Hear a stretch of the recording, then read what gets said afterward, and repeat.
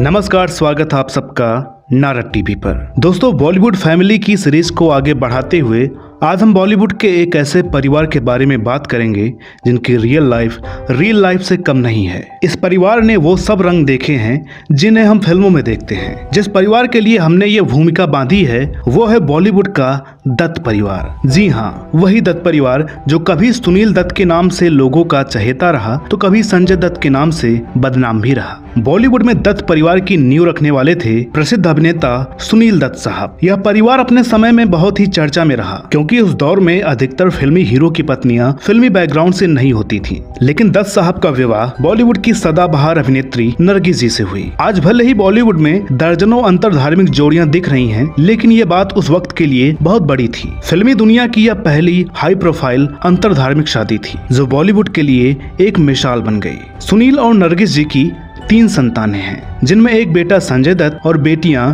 नम्रता और प्रिया दत्त। तो सबसे पहले बात करते हैं सुनील दत्त साहब की। सुनील दत्त साहब का जन्म आपके पाकिस्तान स्थित पंजाब के झेलम जिले के खुर्द गांव में 6 जून 1929 को हुआ था। लेकिन सुनील दत्त का असली नाम बलराज दत्त था और घर वाले प्यार से इन्हें बल्ला कहकर पुकारते थे। सुनील नाम उन्होंने फिल्मों में आने के बाद रखा था। दत्त साहब वहाँ के जमींदार परिवार से ताल्लुकात रखते थे। पिता का नाम दीवान रघुनाथ दत्त और माता का नाम कुलवंती दत्त था। सुनील दत्त से इनके एक छोटे भाई भी थे, सोम दत्त, और उन्होंने भी बॉलीवुड की कई फिल्मों में अभिनय किया है। सुनील दत्त साहब की एक बहन भी थी, राज रानी बाली। और आपको बता दें कि जाने माने टीवी अभिनेता निमाई बाली इन्हीं राज रानी बाली के बेटे हैं, यानी कि सुनील दत्त साहब के भांजे। सुनील दत्त के सर से पिता का साया बचपन में ही उठ गया था और बंटवारे के बाद अपनी जमीन जायदाद छोड़कर इन्हें भारत आना पड़ा। यहाँ हिंदुस्तान की सरजमी पर एक रिफ्यूजी की पहचान के साथ मुफलिसी में इनके जीवन का संघर्ष शुरू हुआ।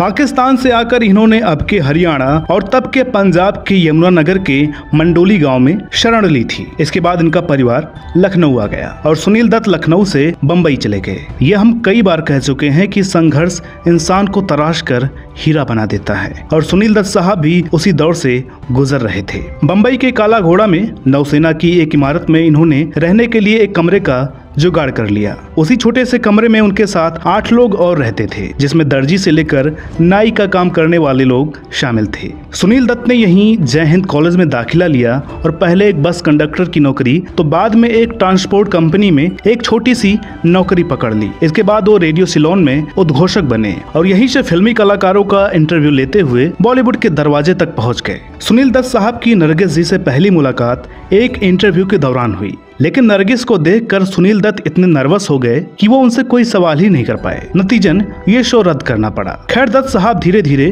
फिल्मी दुनिया की तरफ अपना कदम बढ़ाते गए और उन्हें अपने जीवन की पहली फिल्म मिली जिसका नाम था रेलवे प्लेटफॉर्म, जो सन 1955 में रिलीज हुई। लेकिन सुनील दत्त साहब को पहचान मिली उनकी अगली फिल्म से, जो थी महबूब खान कृत कालजयी film mother India. Mother India ने इन्हें रातों रात स्टार बना दिया। इस फिल्म में नरगिस जी इनकी मां के किरदार में तो राजेंद्र कुमार इनके भाई के किरदार में नजर आए। मदर इंडिया के सेट पर आग से नरगिस को बचाने के बाद वो कैसे एक दूसरे के नजदीक आए और जिंदगी भर के लिए एक दूसरे के हो गए, ये किस्सा तो शायद आप सबको पता ही होगा, लेकिन कम लोग ही जानते हैं कि इस शादी की बात को इन्होंने दुनिया से 1 साल तक छिपा कर रखा।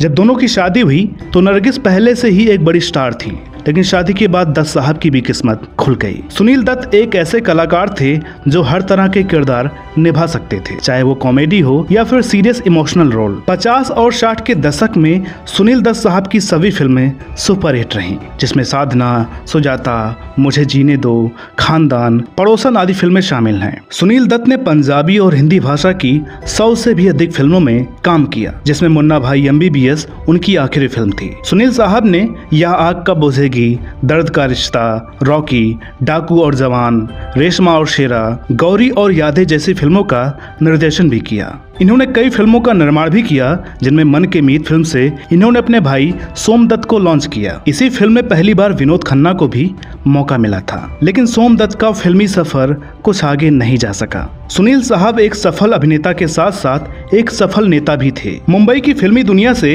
राजनीति और समाज सेवा के क्षेत्र में आए सुनील दत्त अकेले ऐसे अभिनेता थे जिन्होंने एक राजनेता के तौर पर भी आदर्श कायम किया। वो राजनीति में जिन मूल्यों और सिद्धांतों पर कायम रहे उससे फिल्मी दुनिया से राजनीति में कदम रखने वाले अभिनेता तो क्या, आज के राजनेताओं तक को भी सीखने की जरूरत है। इन्होंने 1984 में कांग्रेस पार्टी के टिकट पर मुंबई उत्तर पश्चिम लोकसभा सीट से चुनाव जीता और लगातार 5 बार तक यहीं से चुनाव जीतते रहे। मनमोहन सिंह की सरकार में 2004 से 2005 तक वे खेल एवं युवा मामलों के कैबिनेट मंत्री भी रहे। दत्त साहब का व्यक्तित्व इतना अधिक चमत्कारी था कि उसके बारे में यहाँ बताना कम ही लगेगा। अगर आप सभी दर्शकों का आदेश रहा तो एक अलग एपिसोड हम सुनील दत्त साहब पर करेंगे। ऐसे करिश्माई शख्सियत के धनी सुनील दत्त साहब 25 मई 2005 को इस दुनिया को अलविदा कह गए। आगे बढ़ते हुए बात करते हैं इनकी पत्नी नरगिस दत्त जी के बारे में। शायद ही ऐसा कोई हो जो ये ना जानता हो कि वो बॉलीवुड की सबसे बेहतरीन अदाकाराओं में से एक थी, जो हमारे जहन में मदर इंडिया, आग, श्री 420 और रात दिन जैसी फिल्मों से जिंदा हैं। इनका निधन 1981 में कैंसर की बीमारी से हो गया था। इनके अंतिम समय का एक ऐसा वाकया आप सभी से साझा करना चाहते हैं जो इनके व्यक्तित्व की एक झलक दिखाता है। जब इलाज के लिए सुनील दत्त इन्हें न्यूयॉर्क ले गए, जहां काफी इलाज के बावजूद इन्हें ठीक नहीं किया जा सका। इसके बाद नरगिस ने इच्छा जाहिर की कि वह अपने आखिरी दिन परिवार के साथ मुंबई में ही बिताना चाहती हैं। इसी बीच बातों बातों में उन्होंने सुनील दत्त से अपनी एक इच्छा जाहिर की। भारत में लाखों लोग इस बीमारी से जूझ रहे हैं, आप उनके लिए कुछ कीजिए। सुनील दत्त ने नरगिस की इच्छा का मान रखते हुए 1982 में कैंसर पेशेंट्स के लिए Nargis Dutt memorial cancer hospital की शुरुआत की। इस सफर को आगे बढ़ाते हुए अब बात करते हैं दत्त साहब के संतानों की, जिसमें सबसे पहले जिक्र आता है उनके बेटे संजय दत्त का। 29 जुलाई 1959 को जन्म हुआ संजय बलराज दत्त का, आमतौर पर जिन्हें हम संजू बाबा के नाम से जानते हैं। दत्त परिवार में सबसे अधिक उतार चढ़ाव का जीवन जैसा संजय का रहा, वैसा शायद ही किसी का रहा हो। स्टारडम के साए में पले संजय बचपन में ही इसके बुरे पहलू के शिकार हो गए और कम उम्र में ही उन्होंने सिगरेट पीना शुरू कर दिया। संजय और अधिक बिगड़ न जाएं, इसलिए सुनील साहब ने इन्हें द लॉरेंस स्कूल सनावर में भेज दिया। अपनी स्कूली पढ़ाई पूरी करने के बाद संजय स्नातक की पढ़ाई के लिए मुंबई आ गए और साथ ही साथ फिल्मों में काम करने के लिए अपने आप को तैयार करने लगे। वैसे संजय दत्त फिल्म रेशमा और शेरा में बाल कलाकार के तौर पर नजर आ चुके थे, लेकिन उनकी पहली फिल्म थी रॉकी, जिसे सुनील दत्त साहब ने ही निर्देशित किया था। इसी उम्र तक संजय ड्रग्स के नशे के आदी हो चुके थे। इसके बाद संजय का फिल्मी सफर आगे बढ़ता गया, लेकिन संजय का नाम उनकी फिल्मों की वजह से कम और उनके विवादित कामों के कारण ज्यादा हुआ। उनकी मां नरगिस की मौत और अपनी शुरुआती फिल्मों के रिलीज के समय संजय दत्त का नशा बहुत ज्यादा बढ़ चुका था, जिसके इलाज के लिए वो अमेरिका के टेक्सास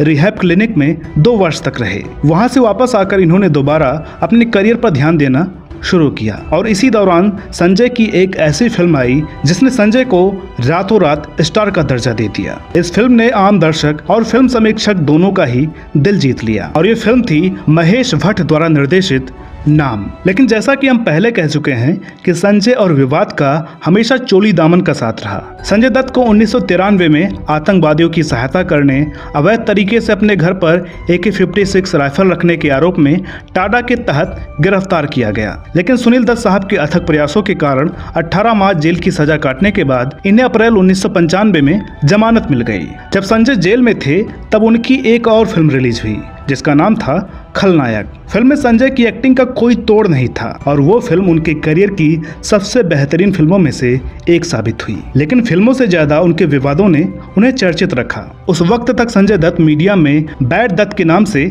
चर्चित रहे। यह कहना गलत नहीं होगा कि संजय दत्त का करियर बहुत ही उतार चढ़ाव से भरा रहा। 1993 में हुए मुंबई बम ब्लास्ट के कारण उन्हें कई बार जेल के चक्कर काटने पड़े। इस वजह से उनको अपने फिल्मी करियर में काफी मुश्किलों का सामना करना पड़ा। इसी क्रम में जुलाई 2007 में उन्हें 6 वर्ष सश्रम कारावास की सजा सुनाई गई। भारत के सर्वोच्च न्यायालय ने 21 मई 2013 के अपने एक निर्णय में उन्हें 1993 के मुंबई बम विस्फोट मामले में 5 वर्ष की सश्रम कारावास की सजा सुनाई। इन्हीं सब उतार चढ़ाव के बीच संजय का फिल्मी सफर भी जारी रहा और हर बार वो पहले से बेहतर होते गए। इन सभी वर्षों के दौरान संजय की साजन, सड़क, वास्तव, कांटे, खूबसूरत, जिंदा, 1 और 11, मुन्ना भाई MBBS, लगे रहो मुन्ना भाई, अग्निपथ जैसी बेहतरीन फिल्में दर्शकों के सामने आई और संजय सभी के चहेते बन गए। फिल्म वास्तव के लिए पहला फिल्म फेयर तो मुन्ना भाई MBBS के लिए राष्ट्रीय पुरस्कार भी जीता और अभी भी उनका फिल्मी सफर जारी है, जिसमें हम उनकी शानदार एक्टिंग से रूबरू होते रहेंगे। इसी बीच संजय दत्त ने राजनीति में भी हाथ आजमाने की कोशिश की और समाजवादी पार्टी में शामिल होकर चुनाव लड़ना चाहा, लेकिन उनके आपराधिक केस कोर्ट में चल रहे थे, जिसके कारण वो चुनाव नहीं लड़ सके। बात करें उनकी निजी जिंदगी की तो यहाँ भी कम उतार चढ़ाव नहीं है। संजय ने अपने जीवन में 3 शादियां की। 1987 में इन्होंने पहली शादी अभिनेत्री ऋचा शर्मा से की, लेकिन शादी के 9 साल बाद इनकी पत्नी की कैंसर के कारण मौत हो गई। ऋचा और संजय की एक बेटी है जिसका नाम त्रिशला है, जो अपने ग्रैंड पेरेंट्स के साथ अमेरिका में रहती हैं। सन 1998 में मॉडल रिया पिल्लई के साथ संजय ने दूसरी शादी की, पर किसी कारणवश इनका रिश्ता नहीं चल पाया और दोनों का तलाक हो गया। इसके बाद संजय ने शादी की मान्यता से, जिनसे इनके 2 बच्चे हैं, इकारा और शहरान। अभी इसी महीने अगस्त 2020 में संजय दत्त को सांस लेने में तकलीफ होने के बाद इन्हें मुंबई के लीलावती अस्पताल में भर्ती कराया गया, जिसके बाद इनकी रिपोर्ट में फेफड़ों के कैंसर का पता चला। संजय दत्त को कैंसर की 3री स्टेज है। कहते हैं ना, बोया पेड़ बबूल का आम कहाँ से खाए। खैर, संजू बाबा के लिए दुआ है कि वो जल्द ठीक होकर वापस लौटे। संजय के बाद अब बात करते हैं सुनील दत्त साहब की बेटी नम्रता दत्त की। नम्रता दत्त इस परिवार में सबसे कम लाइमलाइट में आने वाली सदस्य हैं। अपनी मां नरगिस दत्त के निधन के समय पर परिवार को संभालने की जिम्मेदारी इन्होंने बखूबी निभाई। इनका विवाह फिल्म अभिनेता कुमार गौरव से हुआ है। कुमार गौरव जुबली कुमार यानी कि राजेंद्र कुमार के बेटे हैं। नम्रता और कुमार की 2 बेटियां हैं, जिनका नाम साची और सिया कुमार है। साची कुमार पेशे से एक डिजाइनर हैं और इनका विवाह कमाल अमरोही के पोते बिलाल अमरोही से हुआ है। वहीं इनकी दूसरी बेटी सिया का विवाह आदित्य से हुआ है, जो कि एक बिजनेसमैन है। अब बात करते हैं सुनील दत्त साहब की दूसरी बेटी प्रिया दत्त की। जहां संजय ने सुनील दत्त साहब के अभिनय की विरासत को आगे बढ़ाया, तो प्रिया ने उनकी राजनीतिक विरासत को संभाला। प्रिया कांग्रेस पार्टी से मुंबई उत्तर मध्य तथा मुंबई उत्तर पश्चिम से लोकसभा सांसद रह चुकी हैं। इन्होंने मुंबई के ही ओवन रोनकोन से शादी की है, जो कि एक बिजनेसमैन है। इनके 2 बेटे हैं, जिनका नाम सुमेर और सिद्धार्थ है। तो दोस्तों, ये थी जानकारी दत्त परिवार की। और जैसा कि हमने वीडियो की शुरुआत में ही कहा है कि इस परिवार की रियल लाइफ से कम नहीं है। हम आशा करते हैं कि ये परिवार रियल लाइफ में भी एक शांत, स्वस्थ और सुखी जीवन जिए। तो दोस्तों, उम्मीद करते हैं कि आज का ये एपिसोड आपको पसंद आया होगा। वीडियो अगर अच्छी लगी हो तो प्लीज़ इसे लाइक करें, शेयर करें। चैनल पर नए हो तो प्लीज़ इसे सब्सक्राइब ज़रूर करें। साथ ही साथ हमें फॉलो करें फेसबुक, ट्विटर और इंस्टाग्राम पर। तो दोस्तों, मिलते हैं अगले वीडियो में एक और नई कहानी के साथ। तब तक के लिए नमस्कार।